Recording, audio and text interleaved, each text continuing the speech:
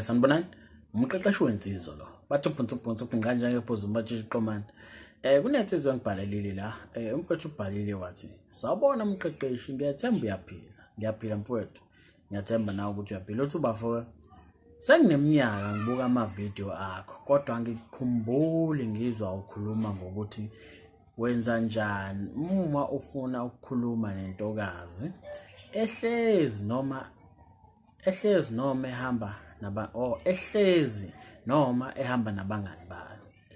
Umbizele eceleni noma ukhuluma nabo bonke. Ukucacisa kanjani ukuthi uze komuphi and uzofunani futhi ufinyelela kanjani ekuthatheni inamba yoyedwa uma beyigroup. Ngicela ungicushisa lapho mqeqeshi. Wayeseyivala lapho umfowethu. So ukuphendula nje mfowethu umbuzo wakho. Yabona into ekufanele uyiqaphele noma ekufanele uyigade. Ungabo khuluma nentombazane uma ihamba nabangani bayo. Yabona. Uzama ukuyishela nje noma wena uzithemba kakhulu mhlambe yazazi ukuthi ayiga. Kuma uzimisele ngaleyo ntombazane. Ungabe ukhuluma nayo phambi kwabangani bayo. Ngobani? Omunye wabangani bayo usakhuluma nje ngavela asho something. Yabo? Avela kurapele nje kalula kanjalo. Futhi kwenzeka kanjalo mangabe uzomshela umuntu ehamba nabangani bayo. So the best way uma ngempela uzimisele ngayo. Bingelela nje bonke sanibonani ninjani ubuza impilo. Bese nje uthi uxolo kancane siswami umkhwabangani ngesandla uxolo nje kancane siswami ngicela ukukhuluma nawe. Yabo? Then sokuba ke na ukuthi wenze njani? Uyachezuka noma mhlambe khona umngane wakho omdonsayo ungafuni. Yabo? So enye indlela ke ongayisebenzisa mawukuthi intombazane uyayazi. Ungavela sanibonani ninjani? Bevuma. Bese ushaya sengathi uthunyiwe, yabona.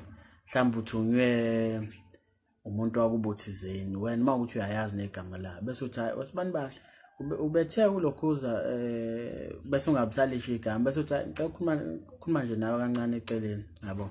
Ngoba ibalekile lento le, yabo. Then lapho ke kuyamphoqa ngoba ufuna ukuzwa ukuthi hayibo uthunywe ubani kanjani. Then yobe usumtshela ukuthi ungixolele yazi bengifuna ukukhipha nje bangani bako bengifuna ukukhuluma nawe. Then usuyakhuluma naye lokho ufuna ukukhuluma naye ngaleso sikhathi, yabo. Simple kanjalo. Kodwa ziningi ezinye indlela umuntu ongamhlubula ngazo uma unqena nje ukuthi hayi mhlawumbe ukubingelela bese uthi hayi ngicela ukukhuluma nawe nje kancane, yabo. Uma unqena lokho noma ubona ukuthi hayi angase angavumi. Ziningi indlela ongayisebenzisa njengayo le ngisho.